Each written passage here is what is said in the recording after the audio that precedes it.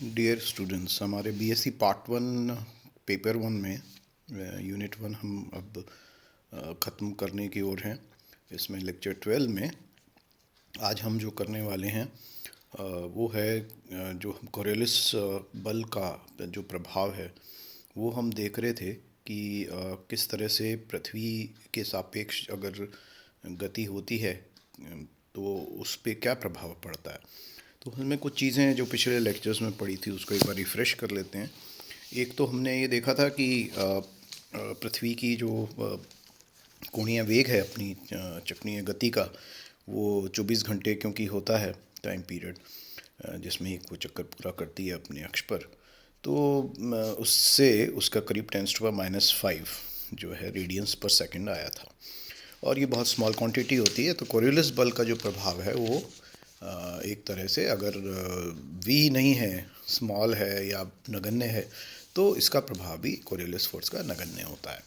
एक दूसरी चीज़ जो है वो लैम्डा पर डिपेंडेंस है कि अगर निर्भर करेगा तो अक्षांश अगर भूमध्य रेखा के नज़दीक है, भूमध्य रेखा पे है, तो साइन लैम्डा ज़ीरो होता है और इस केस के अंदर इसका जो कोरियोलिस बल का प्रभाव है वो भी नगण्य हो जाता है। इसमें हमने ऊपर से गिरते हुए जो पिंड हैं उनकी हमने गणना की थी और उसके लिए ये कैलकुलेशन से शो किया था कि यदि ऊपर से कोई वस्तु गिरेगी या नीचे से ऊपर फेंकी जाएगी उदग्र, तो वो जो है कुछ विस्थापित हो जाएगी, अपने मूल बिंदु पर वापस नहीं गिरेगी, या ऊपर से गिरेगी तो एक स्ट्रेट लाइन सरल रेखा फॉलो नहीं करेगी। ये चीज़ हमने की थी। अब हमारा उसके कंटिन्यूएशन में ये जो पार्ट है इसमें हमने क्योंकि उदग्र पार्ट कर लिया था, अब हम इसका ये पार्ट करेंगे affect of Coriolis force on the particles moving horizontally on the earth. मतलब पृथ्वी पर क्षैतिज दिशा में गतिशील कण पर कोरियोलिस बल का प्रभाव। नो, कोरियोलिस बल के प्रभाव के लिए गतिज क्षेत्र में समझने के लिए हम ये मानते हैं कि पृथ्वी पर मान लीजिए एक कण है m द्रव्यमान का, और एक वो किसी लैम्डा अक्षांश वाले स्थान पर उसका जो वेग है वो v डैश है और वो क्षैतिज तल में गति कर रहा है। अब क्योंकि ओमेगा जो है वो yz तल में होता है, तो उस केस में भी ओमेगा की जो हम इक्वेशन लिखेंगे, रिलेशन लिखेंगे, वो होगा j dash omega cos lambda और k dash omega sine of lambda. लेकिन क्योंकि जो गति है वो xy तल में है, तो हम इसका v डैश होगा i dash, v x dash, j dash और vy डैश। और इससे जब हम गणना करेंगे कि कोरियोलिस बल क्या होगा, तो वो हो जाएगा -2m omega cross v dash. तो -2 आप इसका डिटर्मिनेंट ले लें, i dash, j dash, k dash, और तीन कंपोनेंट्स जो हैं, ज़ीरो है ओमेगा में yz है तो omega cos lambda, omega sine lambda, और v में सिर्फ x और y के कंपोनेंट्स हैं, z कंपोनेंट की ज़ीरो है। इसको सॉल्व करें जो बहुत सिंपल है, तो प्लस आई डैश और ये टर्म्स आ जाएंगी 2 omega v y dash sine lambda minus j का। अब इसके अंदर तीन आपके पास टर्म्स आ रही हैं, एक तो है x में आई डैश, एक है y में दिशा में, और एक है z दिशा में। जो z दिशा में वो तो उनके लिए है जो ऊपर से गिरेंगे या उनका प्रभाव रहेगा, या कोई कण अगर किसी निश्चित हाइट पर है तो उन पे ये फर्क पड़ेगा। लेकिन अगर सिर्फ हम इसके क्षैतिज घटक की बात करें तो सिर्फ इसमें y और x दो कंपोनेंट्स आएंगे, मीन आई डैश और जे डैश की इक्वेशन आएगी। तो इसको करें तो इसमें जो हमारा क्षैतिज घटक हो जाएगा 2m ओमेगा साइन लैम्डा जो कॉमन है, और इसमें i dash v y dash minus j dash v x dash. Means इसका क्या होगा कि वाई दिशा में तो प्लस का साइन है, वो तो ठीक है, और लेकिन इसके अंदर जो एक्स घटक है वो वाई की दिशा में जा रहा है और वो माइनस साइन के साथ है। इसका मतलब वो जो है उसके विपरीत रहेगा। तो नेट अगर हम कैलकुलेट करें तो इसका परिमाण जो है वो हो जाएगा 2m ओमेगा v डैश, जो under root v x dash square plus v y dash square से करके कैलकुलेशन कर सकते हैं। लेकिन जो मूल बात है वो है साइन लैम्डा। तो यदि हम इसको नॉर्थर्न हेमिस्फीयर, जो हमारा उत्तरी गोलार्ध है, उसके अंदर अगर हम लें इस इक्वेशन को, तो साइन लैम्डा जो है हम जनरली जो कैलकुलेशंस करते हैं, जो हम अपने कार्तीय निर्देशांक भी पढ़ते हैं, उनके अंदर लैम्डा जो है वो एंटी क्लॉकवाइज दक्षिणावर्ती जाता है। और इसलिए ये जो इक्वेशन है इसके अंदर माइनस जे डैश, इसका मतलब ये है कि ये जो क्षैतिज घटक है वो राइट की तरफ माइनस है, इसका मतलब नीचे दक्षिण और पूर्व की ओर इस तरह से घूमता हुआ जाएगा।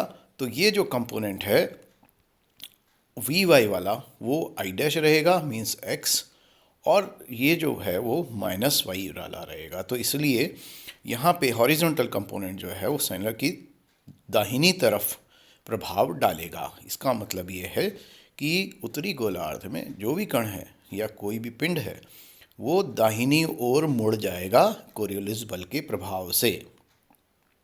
ये इसका अर्थ हुआ।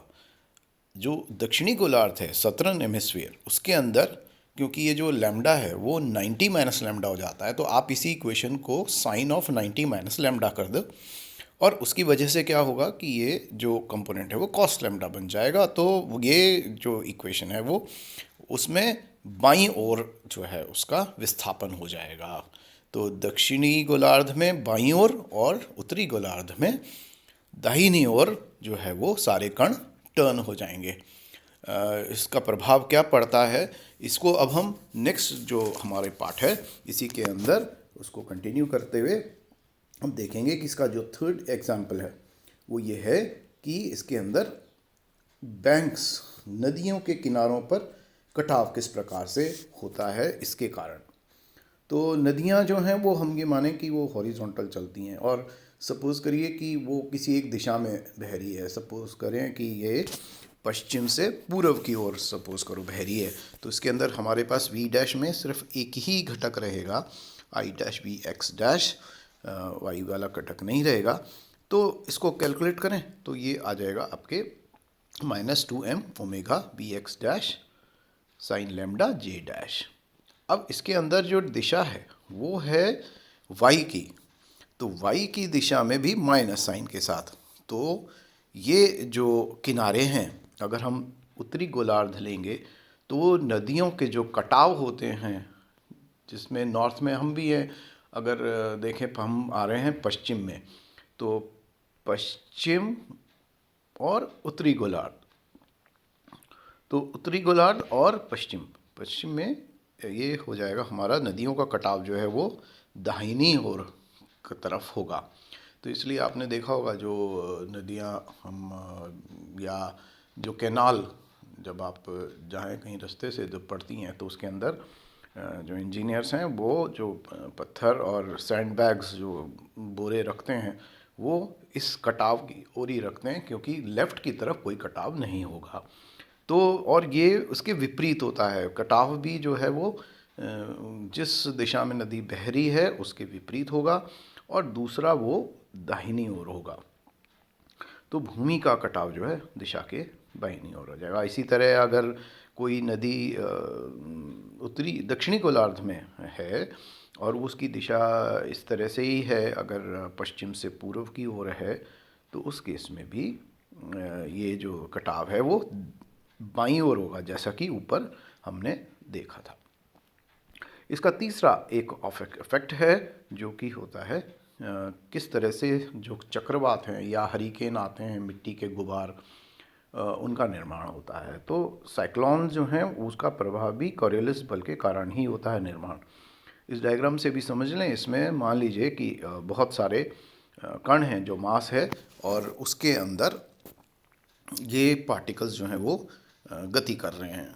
तो वो चाहे समुद्र में हो और वो चाहे पृथ्वी पर सैंड के, मिट्टी के कण हों, और अगर समुद्र ले रहे हैं तो पानी के जो हैं वो मॉलिक्यूल्स को ले सकते हैं, जिनसे मिलके कि पूरा एक बड़ा पानी का सोर्स बनता है।